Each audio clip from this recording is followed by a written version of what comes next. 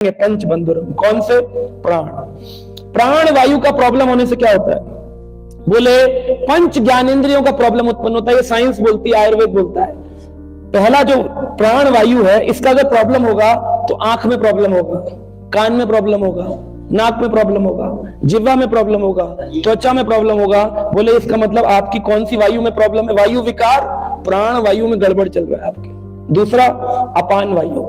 अपान वायु का प्रॉब्लम रहेगा तो लंग्स में प्रॉब्लम होगा। जैसे अभी मुझे खांसी चल रही काफी समय से, ये किसका प्रॉब्लम है? बोले अपान वायु का प्रॉब्लम है। जब हार्ट डिसीज होंगे, दिल का रोग, किसी को दिल का दर्द है, हार्ट अटैक है, सर्जरी हो रही है, कौन सी वायु है? अपान वायु।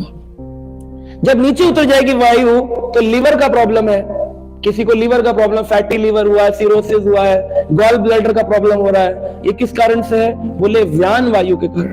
गॉल ब्लैडर, लीवर, ये व्यान वायु के कारण है। बोले और नीचे उतरते हैं तो इंटेस्टाइन का प्रॉब्लम है, आंतों का प्रॉब्लम हो रहा है, खाना डाइजेस्ट नहीं हो रहा है, डाइजेशन का प्रॉब्लम हो रहा है, इंटेस्टाइन, छोटी आंत, बड़ी आंत की प्रॉब्लम चल रही है। बोले किसका है? बोले समान वायु का प्रॉब्लम है।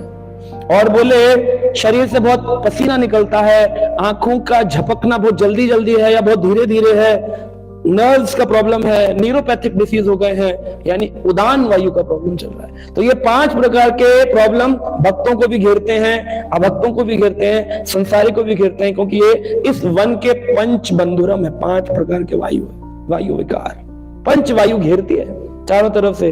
व्यक्ति को अगर ठीक करना है तो इन अगर वायु पे काम करे, है ना, प्राणायाम करे, प्राण वायु पर काम करे तो 5 विकारों को थोड़ा ठीक कर सकता है। पूर्ण ठीक नहीं होते हैं, पूरे ठीक नहीं होते। आप उसे रेक्टिफाई कर सकते हो बहुत कुछ, लेकिन बहुत अच्छा बनाने के लिए तो प्रारब्धों को बदलना पड़ता है। भक्ति में कर्म करके प्रारब्धों को बदलना। फिर आगे कहते हैं अगले श्लोक में, एक रश्यम, एक दमनम, एक नीड़म, द्विकुबरम। तो एक रश्मि यानी कि एक लगाम इस रथ की है। लगाम क्या है? बोले मन। फिर एक दमनम यानी कि एक सारथी है इसका, इस रथ का एक सारथी है जो चलाता है, चैरिटियर। कौन है इस रथ का सारथी?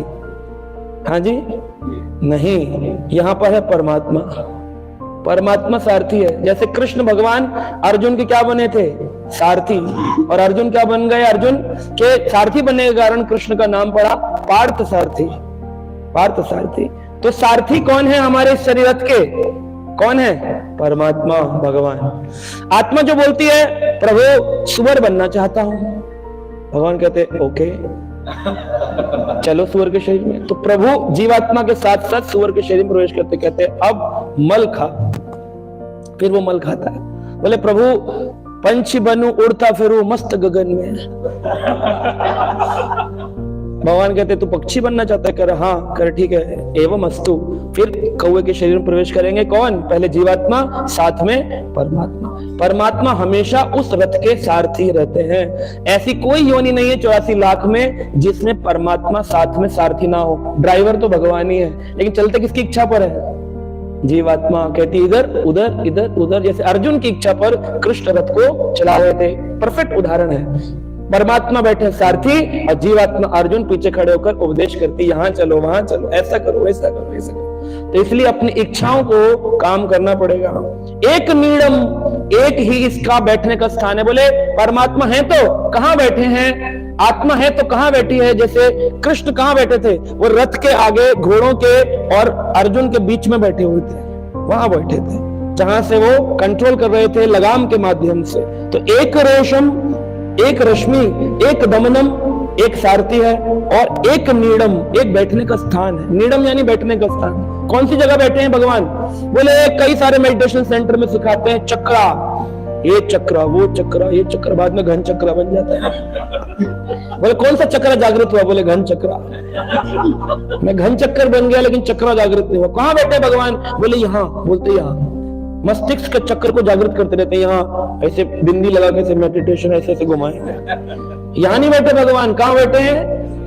हृदय देशे अर्जुन तिष्ठति यंत्र आरूढ़ माया। भगवान ने गीता में कहा मैं माया रूपी यंत्र पर बैठ करके तुम्हें घुमा रहा हूँ अलग अलग जगहों पर। रथ में कहाँ बैठे हैं भगवान? एक नीड़म, हृदय, हृदय में बैठे स्थान। एक नीड़म, द्विकुबरम, और इसके 2 बंधन है। जीवात्मा को 2 बंधनों से बांध रखा है। जैसे अर्जुन युद्ध नहीं लड़ रहे थे क्योंकि उनको दो बंधनों ने बांधा हुआ था। कौन से दो बंधन थे? मोह और मोह तो था ही, और दूसरा कौन सा था? शोक मोह भया अपहा। शोक और मोह, शोक और मोह ने बांधा है। दुई कुब्रम, जब भी दुई कुब्रम की बात हो तो दो बंधन है हमारे जीवन में। कौन से? शोक और मोह को कहते हैं हैंकरिंग और शोक को कहते हैं लैमेंटेशन। शोक मोह। लेकिन भगवान की कथा ऐसी है कि जो भगवान की कथा सुनते हैं, वासुदेव की कथा सुनते ही शोक मोह भया अपहा, शोक मोह और भय ये तीनों ही क्रम में धीरे धीरे चले जाते हैं, चले। लेकिन शोक और मोह, लैमेंटेशन एंड हैंकरिंग, कोई भी व्यक्ति परिस्थितियों में कभी भी प्रेजेंट में यानी वर्तमान काल में नहीं जीता। वर्तमान काल में सब लोग किस में जीते हैं? या तो भविष्य में या तो भूत में। भूतकाल में हुई परेशानियों के लिए रोते हैं, उसको कहते हैं शोक, लैमेंटेशन। और आने वाले भविष्य में पाने की अभिलाषा, सुख की मोह उत्पन्न करते हैं यानी hankering. Hankering and lamentation, hankering and lamentation. Srila Prabhupada उदाहरण देते हैं, एक व्यक्ति अपने बच्चे को लेकर समुद्र के किनारे गया। बच्चे ने समुद्र की रेत से एक सुंदर का किला बनाया। उसके मन में क्या था? सुंदर किला बनाऊंगा। वह झंडा लेने के लिए थोड़ी दूर दुकान तक गया कि एक झंडा लगा दो, किला बन गया था। झंडा लेने गया, हैंकरिंग कर रहा था, झंडा लेके झंडा लगाऊंगा। इतने में समुद्र की भाव आया तेज गति से, तो क्या हुआ? वह पूरा खत्म हो गया, समाप्त हो गया। जब समाप्त हो गया तो बच्चा क्या करने लगा?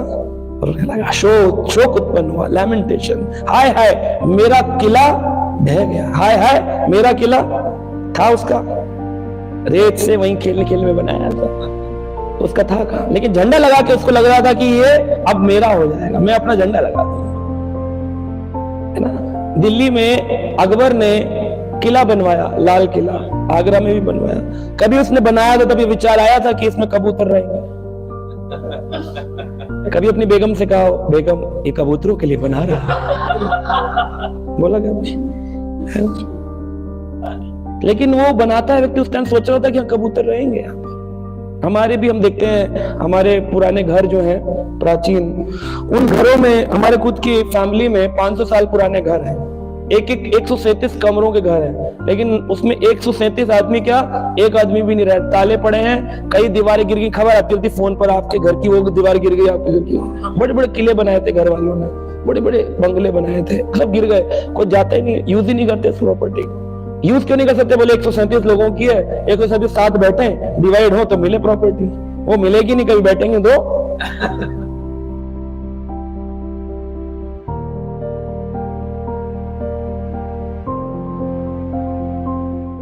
Subscribe now and press the bell icon. Never miss an update.